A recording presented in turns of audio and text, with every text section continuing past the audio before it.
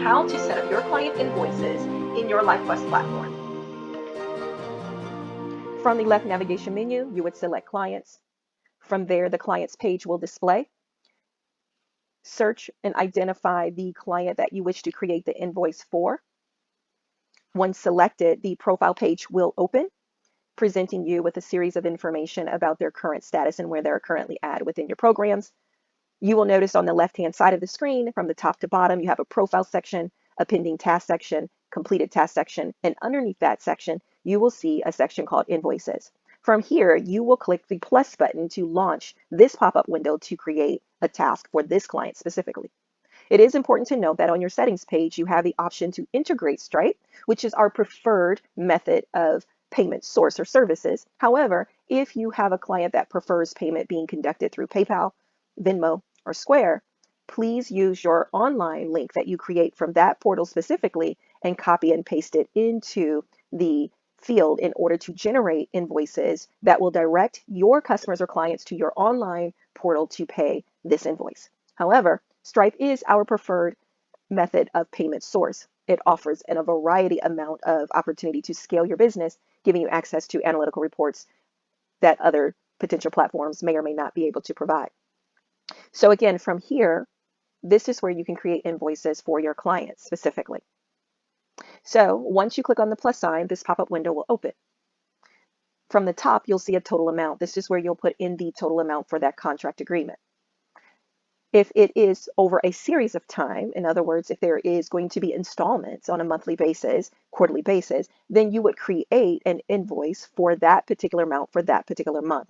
So for example, if you were going to break up $2,750 into monthly payments, the invoice then would simply, total amount would simply be what is being charged for this particular month. In this example, we're going to create an invoice for a lump sum that's going to be paid at a particular date.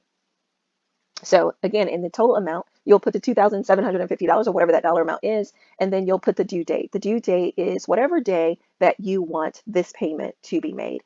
And it is important to note that if you're creating installments, the due date for October is October, but the contract agreement doesn't expire until several months from now. So if it's not until January of 2023, then all of your contract or all of your invoices will reflect the contract end date of January of 2023. However, the due date may be October 21st, November 21st, December 21st, and then January 21st.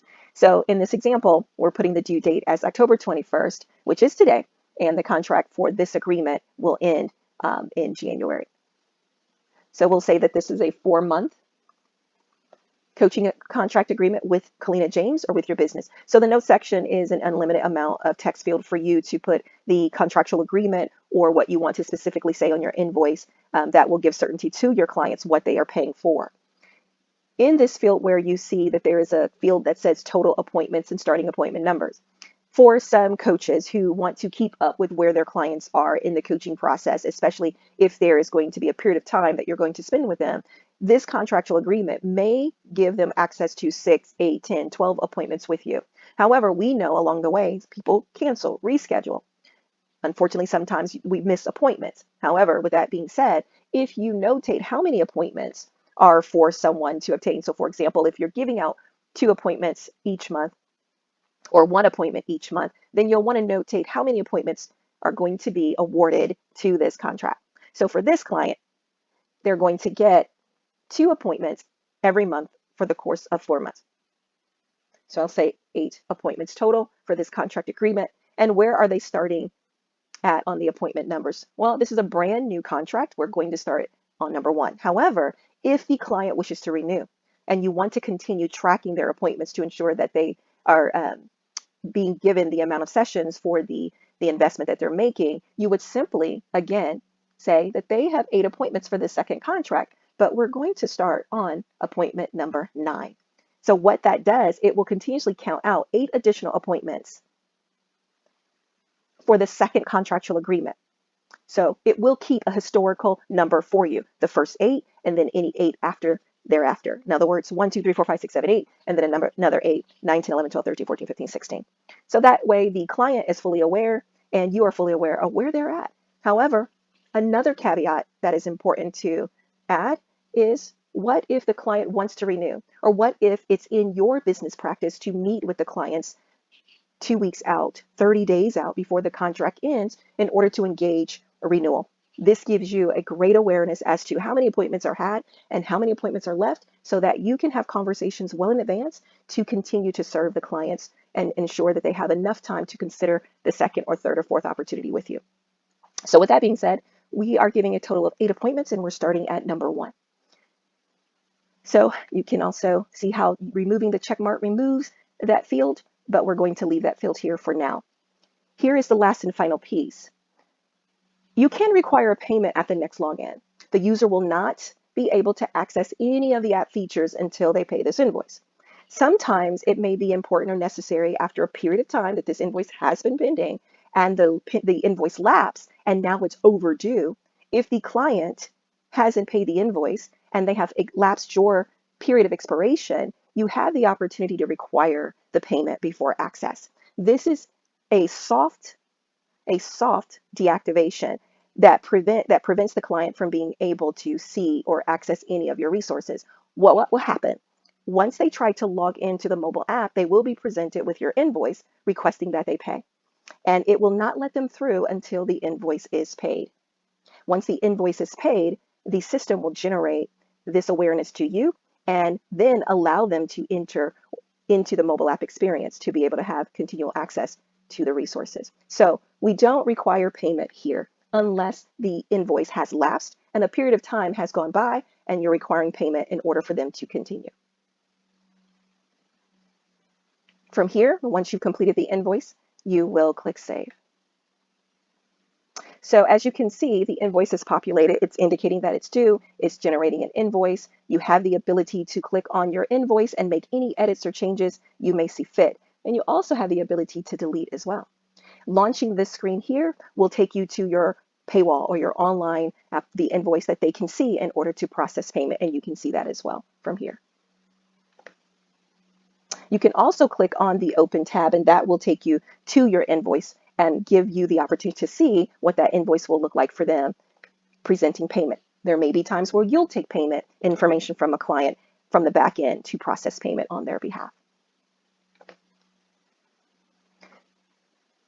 Once you have completed the invoice and you are allotting a certain amount of scheduled appointments with you, once you create an appointment for this client, a coaching session, and you've agreed upon a start time to do so, and your appointments are not going to start until the 24th or the 27th, and you're going to repeat this session every other week in order to give them access to their appointments. And we did say that we were going to give them 8 appointments or 8 occurrences. So every other week on Thursday for 8 sessions, the client will meet with you at 1 p.m. to 2 p.m.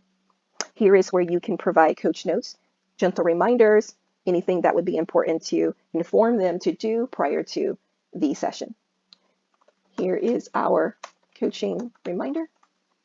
Look forward to seeing you soon. So we'll save. And as you can see, the upcoming appointments have been generated and the number count to each appointment has been identified. The first appointment of 8 and the 8th appointment of 8. If the client is unable to meet the first session and it is canceled, delete. Yes, delete. What happens to your appointments? Well, the November 10th, the upcoming next appointment becomes the very first appointment, and you have 7 of 8 appointments. So if we were to create a new appointment and made this appointment for the same time, 1 to 2, and we don't need to repeat, we just need to find that extra day.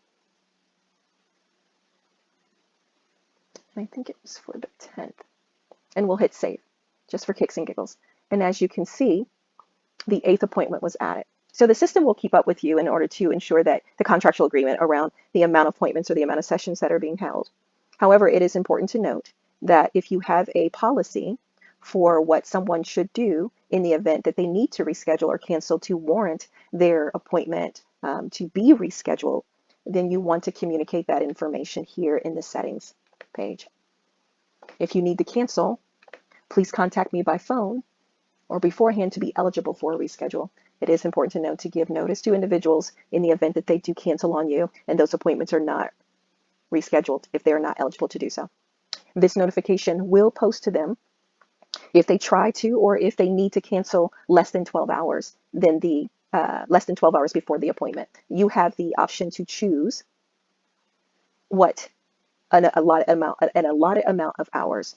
So for example, if you want 12 hours, 18 hours beforehand, then if they were to cancel less than 18 hours before the appointment, this notification would flag them. This would be a warning notification if they tried to cancel the appointment.